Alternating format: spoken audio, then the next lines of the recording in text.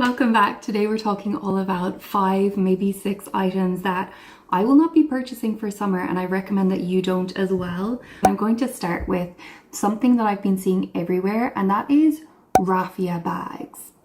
They do disintegrate, and especially at those higher prices, I really feel like you're spending hundreds of dollars on paper at the end of the day, especially the resort wear versions, the really bright colorful versions, the designer versions. Like, these companies are making such a profit off of these kind of styles of bags, and I think that's why they push them so hard summer after summer, because it's bright, it's colorful, oh my god, it screams summer. Personally, I think that if you do like that kind of woven style, there's plenty of woven leather bags that give the same look. You can even get like colorful woven leather versions if you're looking to inject a little bit of color to your wardrobe.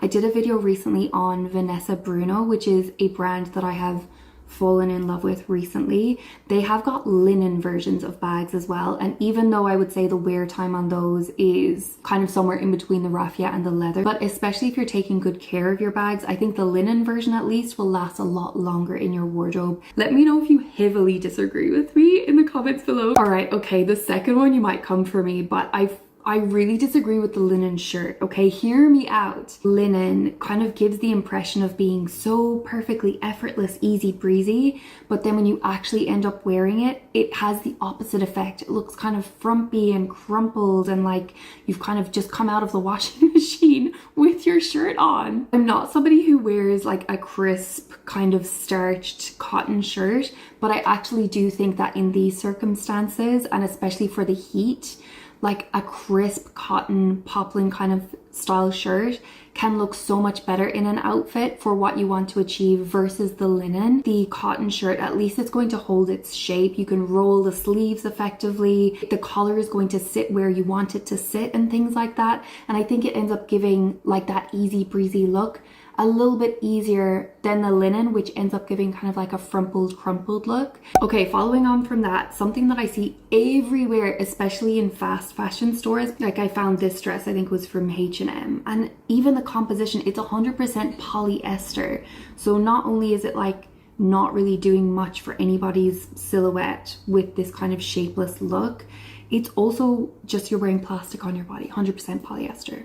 Is the kind of shapeless boho silhouette. I feel like it doesn't really look good on almost anyone unless this is your whole vibe, unless this is your whole aesthetic. You're so bohemian, so relaxed, everything is like oversized. I think this look can work especially if you're like 22 or like in your early 20s, because it has that kind of youthful vibe to it. I do think that a lot can be said for like linen and variants like cotton, things like that here, but the key is to choose your neckline wisely, to choose your silhouette wisely. I'm not 100% against like a big shapeless kind of tent dress that makes you feel easy and breezy for summer, but first of all, make sure that it's at least in a cotton or a linen, and then second of all, make sure that you're choosing at least one element to contrast the baggy oversizedness or the shapelessness. So it could be like a straight across neckline with straight straps that makes it feel very structured here, and then the rest of it can be kind of empire line or loosey-goosey or that A-line tiered flare. Intentional colors, intentional fabrics, and intentional silhouettes. And you can also offset it with more like structured accessories. Adding in some sort of element of intentionality of structure here is going to make the baggy, shapeless kind of boho look work for a lot more people. Okay, next is a personal pet peeve of mine, which probably some of you may not agree with, and that is the trend sunglasses, buying the trend sunglasses for the season. I know a lot of people have the complete opposite idea to me, where they're like, oh my god, it's summer, buy the trendy sunglasses, the rest of my wardrobe can stay classic, and this is one way to stay current. It's a small investment, you know, it's a smaller piece. You can keep the rest of your wardrobe classic, but switch out the sunglasses every summer.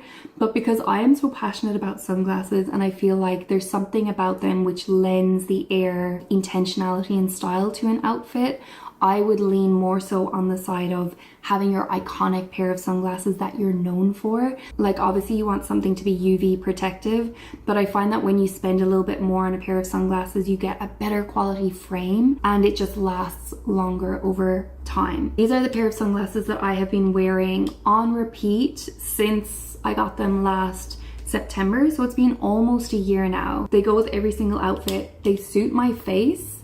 They're the kind of frames and style that I go for time and time again. They aren't particularly trendy. You wouldn't know whether I necessarily bought these in 2010 or 2020. And that's kind of what I like about them. Your sunglasses they're like jewelry for your face. There's something that takes up a big portion of your look, and they have a very big impact on the mood and the vibe of the outfit.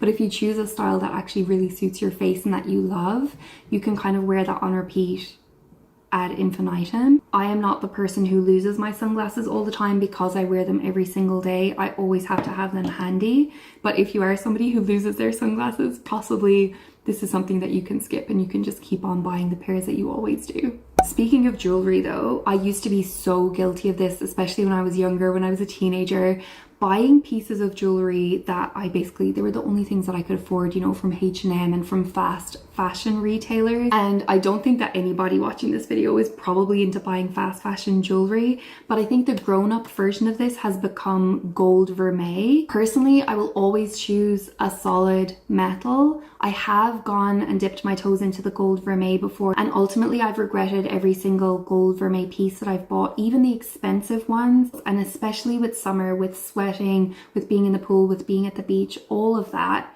it actually needs to be more durable rather than more of a flippant purchase. I have so much jewelry on my wish list right now that I actually might do a whole nother video. Leave me a comment if you want me to do that.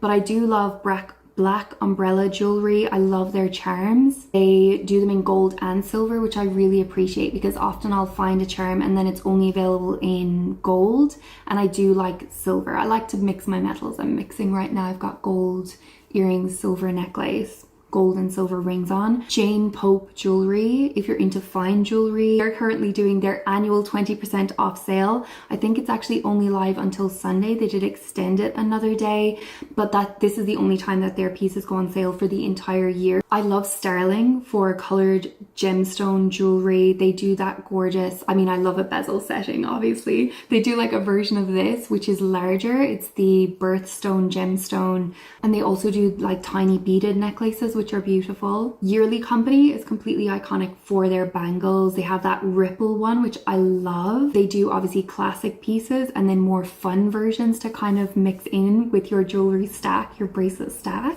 Monica Vinader for silver, Kin for gold. I always recommend them. Oh, and finally the Yee collection. You can sign up for early access to their sale, their 8/8 sale. You definitely want to get on the waitlist for the sale because these are definitely more investment pieces.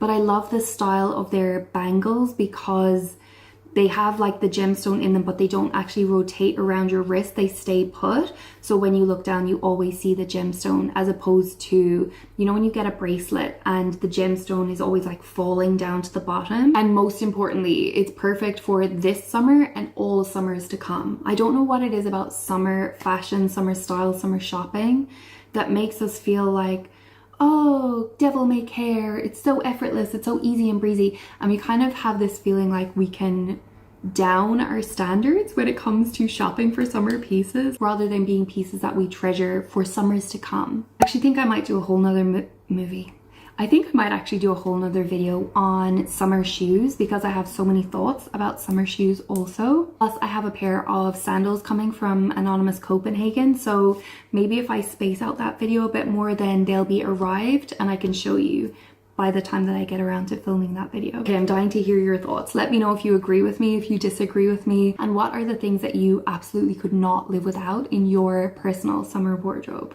Thank you so much for watching, and I'll see you very shortly in our next video together. Bye!